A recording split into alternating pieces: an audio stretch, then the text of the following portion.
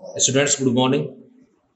बाल साधना group of institution की online classes में आज हम class 10th science book chapter 2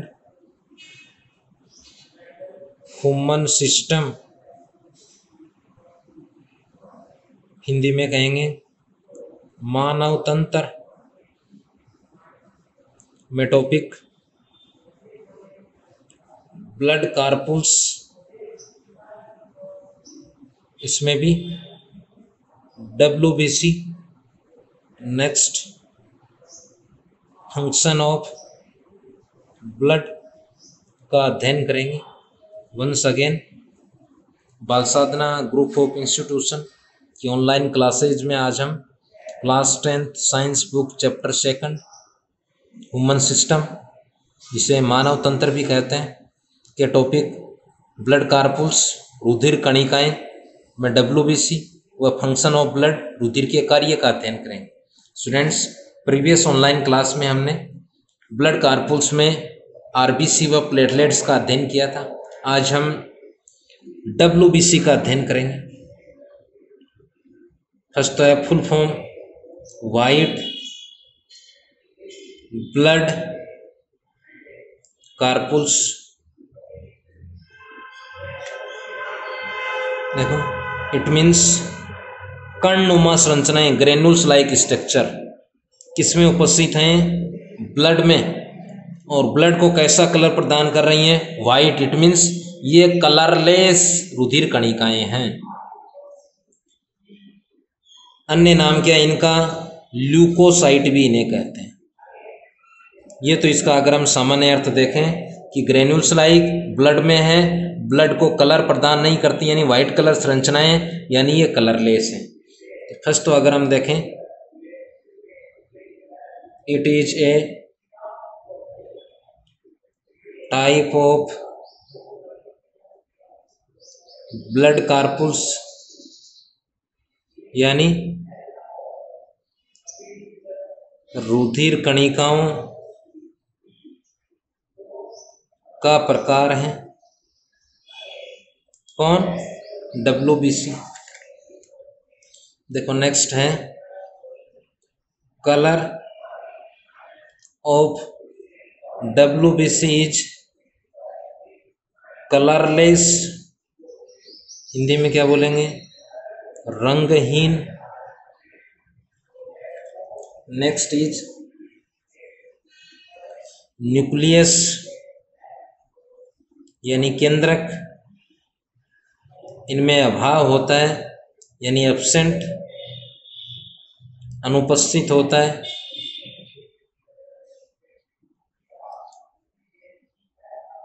sorry, percent होता है। परसेंट यानी उपस्थित। प्लेटलेट्स में व RBC में नहीं होता, इसमें पाया जाता है, ये ध्यान रखना।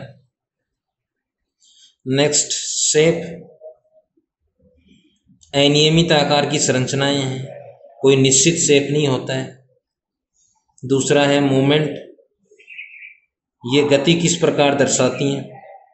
एक जीव पर आपने नाम सुना होगा, अमीबा, अमीबीय गति दर्शाती हैं। नेक्स्ट, हीमोग्लोबिन RBC में उपस्थित एक संयुग्मी प्रोटीन है, एक श्वसन वर्णक है, जो कि सामान्यतः कलर भी प्रदान कर रहा है ब्लड को, ऑक्सीजन को भी कैरी करता है, इसलिए इसे श्वसन वर्णक कहते हैं। ये सामान्यतः इसमें एब्सेंट होता है, यानी अभाव होता है। नेक्स्ट इज अदर नेम, इनका अन्य नाम क्या है? नाम है ल्यूकोसाइट, ऐसे ही हिंदी में कहेंगे ल्यूकोसाइट। नेक्स्ट है ओरिजिन, कि मानव में इनका निर्माण कहाँ से होता है, उत्पत्ति कहाँ से होती है?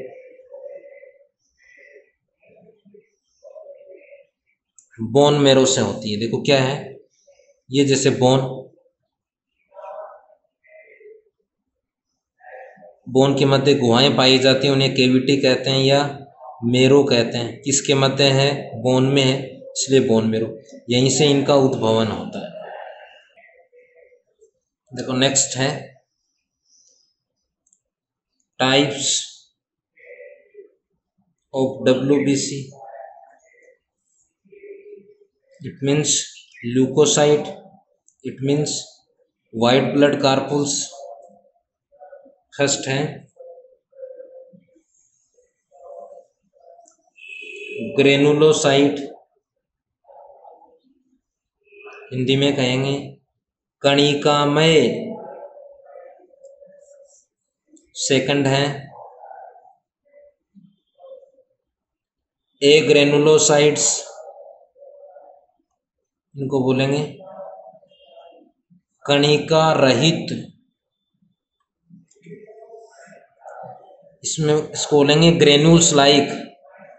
ये ग्रेन्यूल्स लाइक इसमें नहीं है, ये बोल सकते हैं। देखो ये अगर हम सामान्यतः इरेगुलर शेप है, एक निश्चित शेप बनाया मैंने, परंतु क्योंकि इससे 5 टाइप आगे हम पढ़ेंगे, 3 इसके कणिकामय के, 2 कणिका रहित के।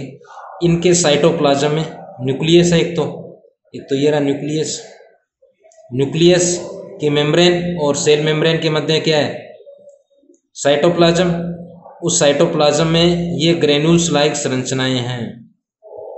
कहाँ है? साइटोप्लाज्म में। अगर इसको हम ड्रा करें, ये न्यूक्लियस कर्णनुमा संरचना इसमें नहीं है। आधार क्या हो जाएगा? On the basis of present and absent of granules. First is granule-like,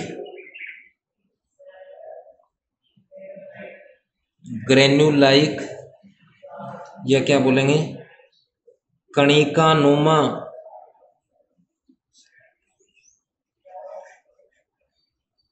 संरचनाएं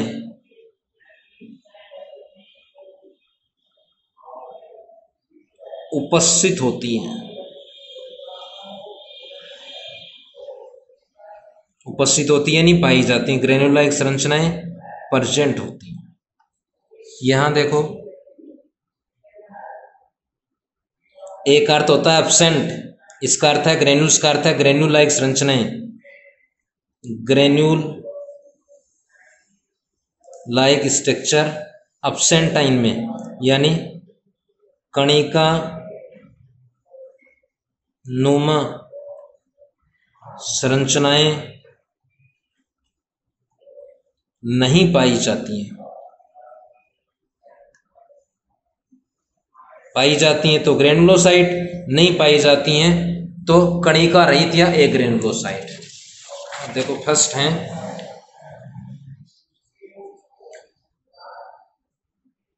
ग्रेनुलोसाइट, हिंदी में क्या कहेंगे? कणिकामय या कणिका युक्त भी बोल देंगे। ग्रेन्यूल्स क्या होती हैं? इनमें प्रेजेंट होती हैं। ग्रेन्यूल्स प्रेजेंट, इसका अर्थ है हिंदी में कहेंगे कणिकाएं उपस्थित होती हैं। देखो इसके टाइप्स आगे of granulocyte.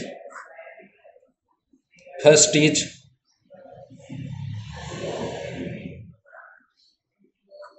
Neutrophils, second is eosinophils, third is basophils. eosinophils third हैं, वो हैं बेसोफिल्स। देखो ऐसे हिंदी में कहेंगे बेसोफिल, इसको बोलेंगे eosinophils।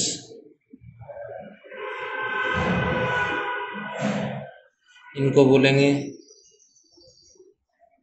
न्यूट्रोफिल्स। देखो एक एक अनेकों इनमें मुख्य पॉइंट है, बेसिक पॉइंट अनेक हैं। मुख्य अगर हम आपके लेवल की देखें 10th बुक में, सबसे अधिक मात्रा में उपस्थित WBC हैं। टोटल WBC उनकी सबसे अधिक यही होती हैं। देखो अमाउंट अगर हम इनमें देखें, टोटल WBC का है 62% ऑफ टोटल WBC। अब न्यूट्रॉन शब्द आ रहा है, पहले न्यूट्रॉन उदासीन होते हैं, अगर हम प्रीवियस क्लासेज में आपने पढ़ा हो तो ये उदासीन अभिरंजक से अभिरंजित होती हैं। ये अम्लीय अभिरंजक इयोसिन से अभिरंजित होती हैं। इसका भी एक मुख्य पॉइंट है, सबसे कम मात्रा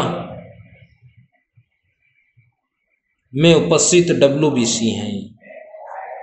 अब देखो इनका भी क्या है, अमाउंट हम देखें 0.5% ऑफ टोटल WBC। जितनी WBC हैं उनका लगभग 0.5% होती है, यानी सबसे कम मात्रा में है। देखो दूसरा अगर हम लें ए ग्रेनुलोसाइट, ए ग्रेनुलोसाइट हिंदी में क्या कहेंगे, कणिका रहित। इनमें क्या आ जाएंगी, ग्रेन्यूल्स अब्सेंट होती हैं। ग्रेन्यूल्स का क्या है, अभाव रहता है इनमें। एक अर्थ बोल सकते हो आप, अगर अर्थ लेना चाहो तो अब्सेंट, इसका अर्थ है ग्रेन्यूल्स, इसका अभाव या अनुपस्थित। इसका अर्थ क्या है, कणिका। देखो क्या कहेंगे, वे WBC जिनके साइटोप्लाज्म में कणिकानुमा संरचनाओं का अभाव होता है या अनुपस्थित होती है, उन्हें ए ग्रेनुलोसाइट। अब देखो इसके अगर हम टाइप्स देखें, types of A granulocyte. First monocyte, ऐसे हिंदी में कहेंगे मोनोसाइट। नेक्स्ट इज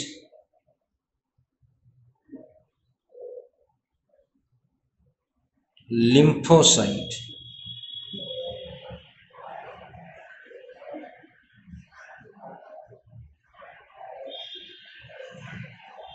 देखो पहला अगर हम ये देखें, सबसे बड़े आकार की WBC हैं ये, सबसे बड़े आकार की WBC। सबसे अधिक मात्रा में न्यूट्रोफिल्स, सबसे कम मात्रा में बेसोफिल्स, सबसे बड़े आकार की कौन सी हैं, मोनोसाइट। देखो दूसरा है, एक अच्छा बिंदु हो रहा है इनका, मोनोसाइट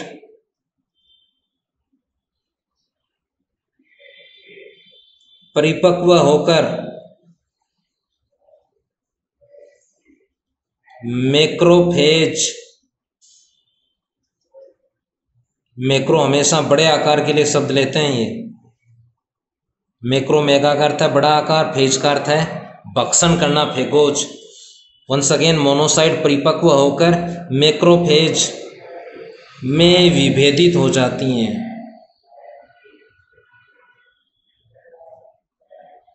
किसमें विभेदित हो जाती हैं, मैक्रोफेज में। मैक्रो का अर्थ है लार्ज इन साइज, बड़े आकार का, फेगोस का अर्थ है भक्षण। देखो इसके दो टाइप्स हैं।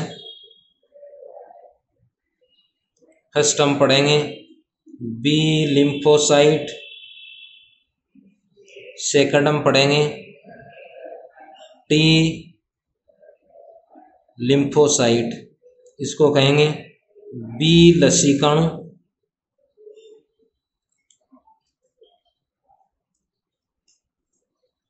इसको कहेंगे टी लसीकाणु। लिम्फोसाइट को हिंदी में क्या बोल रहे हैं, लसीकाणु। देखो इसमें अगर हम देखें ओरिजिन बोन मेरो से होता है, हिंदी में क्या कहेंगे, अस्थि मज्जा, तो अस्थि मज्जा में। दूसरा है मैच्योरेशन, यानी इनका परिपक्वन भी कहाँ होता है, बोन मेरो से, हिंदी अर्थ मैंने ऊपर लिखा है अस्थि मज्जा। इसको क्या बोलेंगे, परिपक्वन, यानी जैसे ही कहाँ बनेंगी ये, अस्थि मज्जा में। देखो अस्थि मज्जा का फिगर बनाया है अभी हमने, ये यहाँ बनेंगी। यहाँ बनने के पश्चात परिपक्व कहाँ होंगी, परिपक्व भी बोन मेरो में होंगी। इसलिए ओरिजिन में, यानी ओरिजिन को हिंदी में क्या कहेंगे, उत्पत्ति, निर्माण बोल सकते हो। उत्पत्ति भी बोन मेरो से, परिपक्वन भी बोन मेरो से। बोन मेरो में जो पहला अक्षर है बोन, पहला शब्द बोन, उसका प्रथम अक्षर बी आ रहा है, इसलिए इनको बोलते हैं बी लिम्फोसाइट। देखो वंस अगेन, बोन मेरो में फर्स्ट शब्द है बोन, बोन, इसका प्रथम लेटर है बी, इसका भी प्रथम लेटर यानी प्रथम अक्षर है बी। प्रथम अक्षर बी होने के कारण इन लसीकाणुओं को क्या नाम दिया गया है, बी लसीकाणु। देखो इनमें अगर हम देखें टी लिम्फोसाइट में फर्स्ट ओरिजिन, उत्पत्ति वहाँ लिखा मैंने अर्थ, हिंदी अर्थ बोन मेरो यानी अस्थि मज्जा। दूसरा है परिपक्वन, यानी यहाँ से बनने के पश्चात कहाँ परिपक्वन होंगी ये, थाइमस ग्लैंड, हिंदी में क्या कहेंगे, थाइमस ग्रंथि। देखो क्या होगा, कुछ ऐसी लसीकाणु हैं या लिम्फोसाइट हैं जो बनेंगी तो कहाँ, बोन मेरो से बनेंगी। ये बोन और ये मेरो यहाँ से केविटी से बनेंगी, परंतु परिपक्वन के लिए यहाँ से निकलकर कहाँ जाएंगी, चेस्ट पार्ट में पाई जाती है मनुष्य की, थोरेसिक पार्ट में ग्लैंड पाई जाती है, थाइमस ग्लैंड, वहाँ आकर ये परिपक्वन होती हैं, यानी मेच्योर वहाँ आकर होती हैं। थाइमस में देखो पहला अक्षर क्या आ रहा है, टी, इसलिए इसको क्या बोल देंगे, टी लसीकाणु, तो ये थाइमस ग्रंथि में होता है। अब देखो कार्य अगर हम देखें, एक तो है मोनोसाइट, क्या बनाती हैं, मैक्रोफेज बनाती हैं, यही सबसे अधिक मात्रा वाली कौन सी है, न्यूट्रोफिल्स। तीनों का कार्य एक ही है, न्यूट्रोफिल्स। बाहरी एंटीजन इम्यूनिटी के चैप्टर में आया है या आपके, बाहरी एंटीजन का भक्षण करती हैं, भक्षण को बोलेंगे फेगोसाइटिक, भक्षण करती हैं। जैसे लिजार्ड द्वारा आपने देखा होगा, छिपकली जिसे हम बोलते हैं, किसी कीट का भक्षण करना, वो प्रॉपर्टी है। ये सामान्यतः तीनों का कार्य एक ही है, बाहरी एंटीजन का क्या करेंगी, एक्सटर्नल एंटीजन का ये भक्षण करती हैं। देखो नेक्स्ट है फंक्शन ऑफ WBC। एक कार्य और लेंगे, एक टाइप्स और लेंगे इसका। पहला है पैथोजन, रोग जनकों से सुरक्षा। दूसरा है प्रतिरक्षा, इम्यूनिटी को बढ़ाना। देखो एक तीसरी और पाई जाती हैं, उन्हें बोलते हैं नेचुरल किलर सेल, हिंदी में बोलेंगे प्राकृतिक मारक कोशिकाएं। देखो नाम से स्पष्ट है, मानव की देह में है, यानी नेचुरली रूप से पाई जाती हैं। कोई भी पैथोजन आ रहा है उसको ये क्या करेंगी, ये कुछ सेल हैं, प्राकृतिक अवस्था में पाई जाती हैं। कार्य क्या करती हैं, कोई भी रोगजनक आ रहा है जो मानव में रोग उत्पन्न करेगा उसको किल करती हैं, इसलिए नेचुरल किलर सेल कहते हैं। वंस अगेन, सेल्स हैं, प्राकृतिक अवस्था में पाई जाती हैं, यानी कृत्रिम नहीं हैं, और रोगजनकों को जो रोग उत्पन्न करेंगे उसको किल करती हैं। देखो नेक्स्ट, इसमें लास्ट पॉइंट अगर हम लें, फंक्शन ऑफ ब्लड। पहला है, अगर हम ये लें, वातावरण, इन्वायरमेंट व ऊतकों के मध्य O2 व CO2 का विनिमय, ऑक्सीजन व कार्बन डाइऑक्साइड का विनिमय करना। पहला ब्रीदिंग में काम में लेते हैं। दैहिक तापक्रम का नियंत्रण मानव का सेंटीग्रेड में होता है 37 डिग्री सेल्सियस। दैहिक pH potential of hydrogen ion का नियंत्रण। नेक्स्ट है प्रतिरक्षा को बढ़ाना, बढ़ाने का अर्थ है विभिन्न पैथोजनों से, रोगजनकों से हमें सुरक्षा देना। नेक्स्ट अगर हम बात करें, ये है